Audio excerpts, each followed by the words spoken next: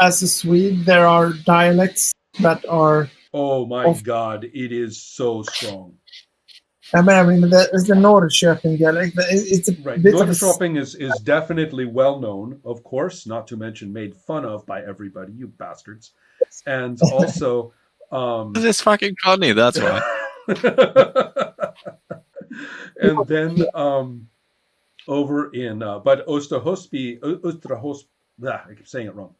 In Österhusby, they it is very similar, but it is very countrified, very much like the country, you know. And also, let's see. I mentioned Skåne earlier for a reason, because in the television show Bron, one of the sinister characters in a later season is a woman from Skåne, and even I was surprised. I was like, oh, I'm getting to know Sweden. That's I know that accent, right? And but they use it in the show for a very sinister effect. She's very very rational and very psycho in some ways, and in control of everything, right? And so anyway, that's why I'm exploiting the stereotype. I think that's good also, because that makes it even more creepy. This Norrköping dialect guy with gray face. So back to what I was aiming towards was that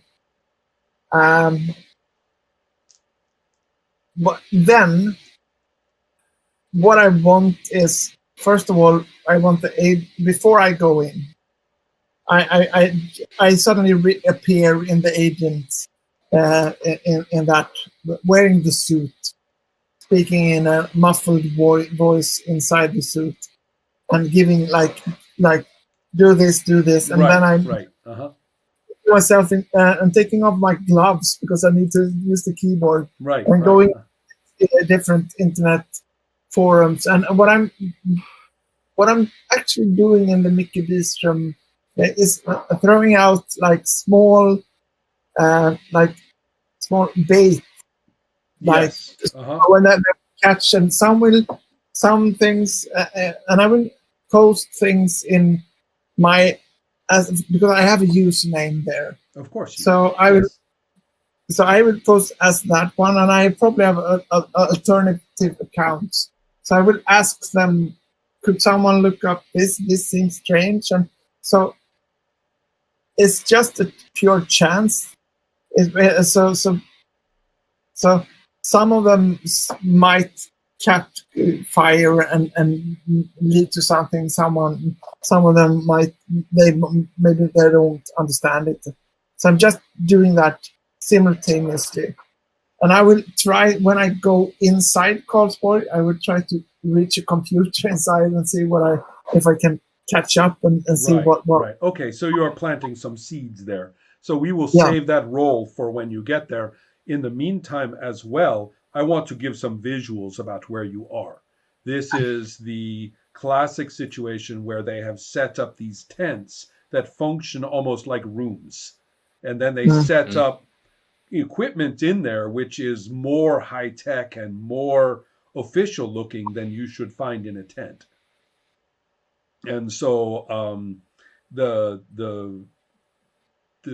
your impressive presence is enough to sort of clear the way for people to obey you. If somebody objects, like a military person objects, then he's overridden by the security services. As usual, the military and the security services are not always very friendly with one another. You can see that, but it's not very important here, as it's not a conflict because we know who is really in charge at the moment. And so you are given access to whatever you need, and the plans for Karlsborg are quickly made available to you. So I mean, that's just...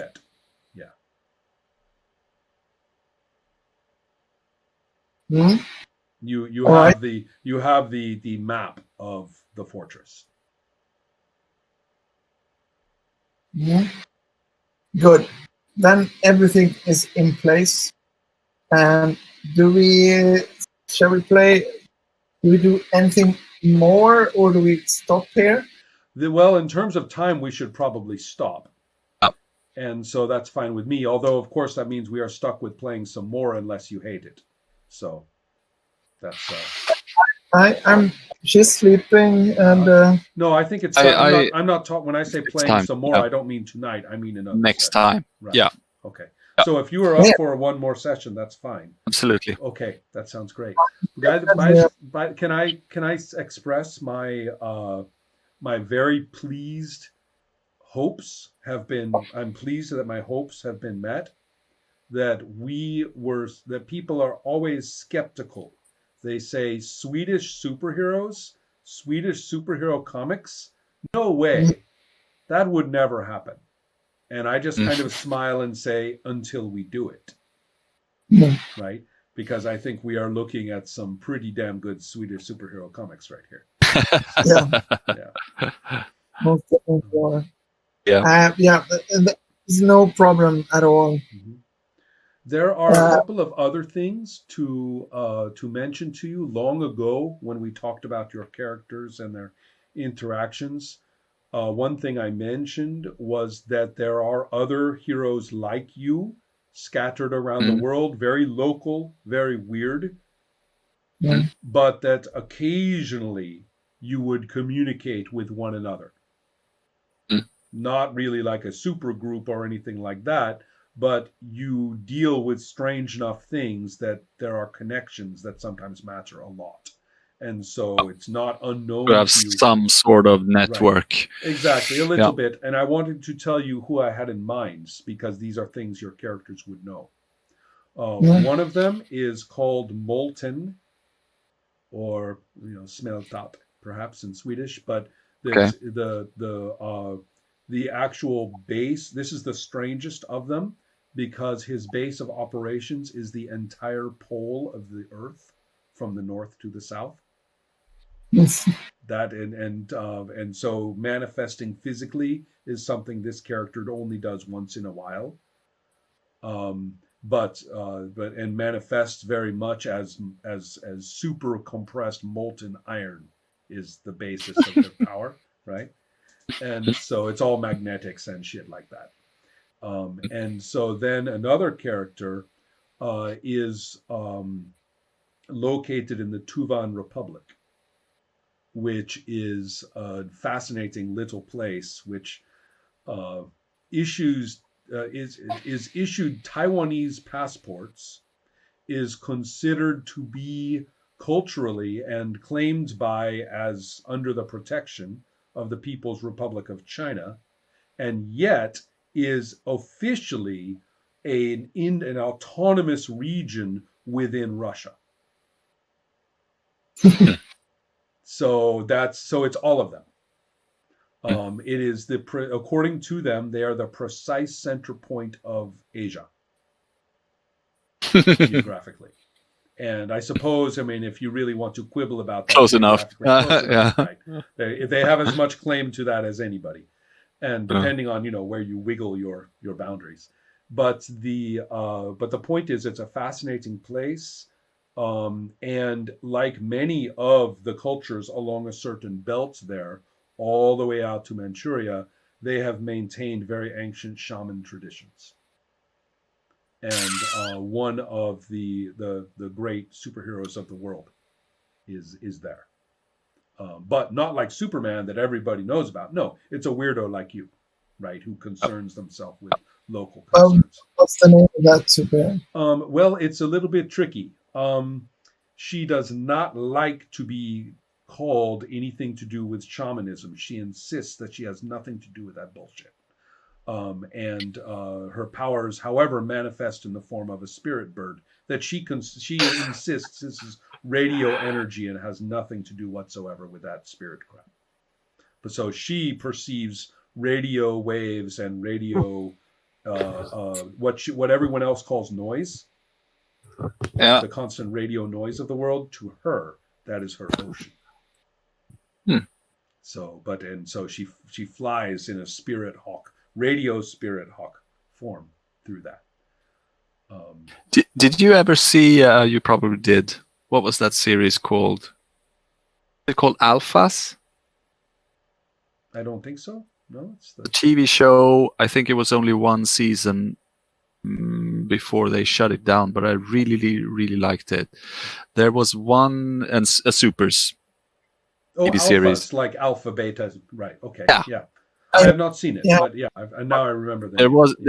There is one kid there, teenager, who is autistic, right, and perceives radio waves cool. and can basically access the internet and do searches. Right. And he has this like autistic type of tics and things, right, but he's actually swiping pages up and down, and he never makes eye contact because he constantly sees all these strands of information and text everywhere.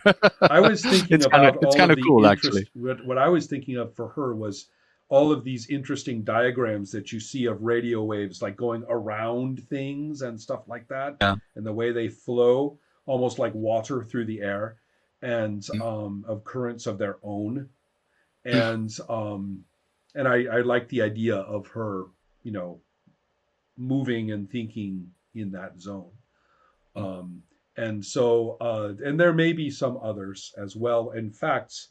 One of the things that you realized when you were in contact with the Great Dreamer is that the whatever psychic depths are discovered in rainforests and other dense natural living situations, that the woman who was kind of tortured and broken into the form of that assassin, the frog, but that she actually, there's her real self, or her actual self, and you met her briefly, very briefly, through the eyes of the Great Dreamer.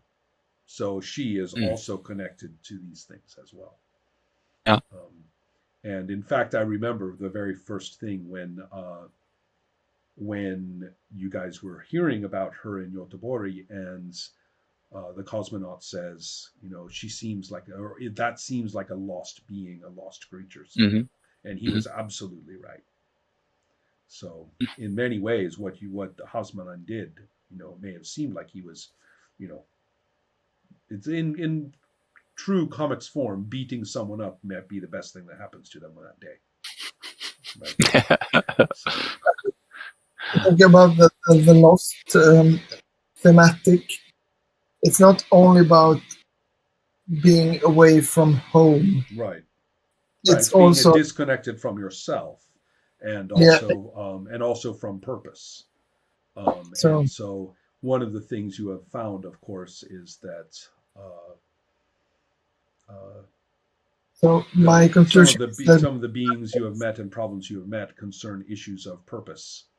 Right. Yeah. Okay. Well, great. Thank you very much for joining me for this entire adventure, and I was ready for some climactic moments, but I was enjoying your investigations and the way you played the situation so much that we just did what we did and found out where we went and what you found. So Hasmanan did not get to hit anybody this time, but rest assured, I'm a little bit sad. Yeah. Rest assured that this is on its way. In fact, we can even see the little blurb for the reader, which says, Havsmannen Unleashed, right? Next. In the next issue. Yeah, exactly. All right. Good night, everybody. Good night. Thank you.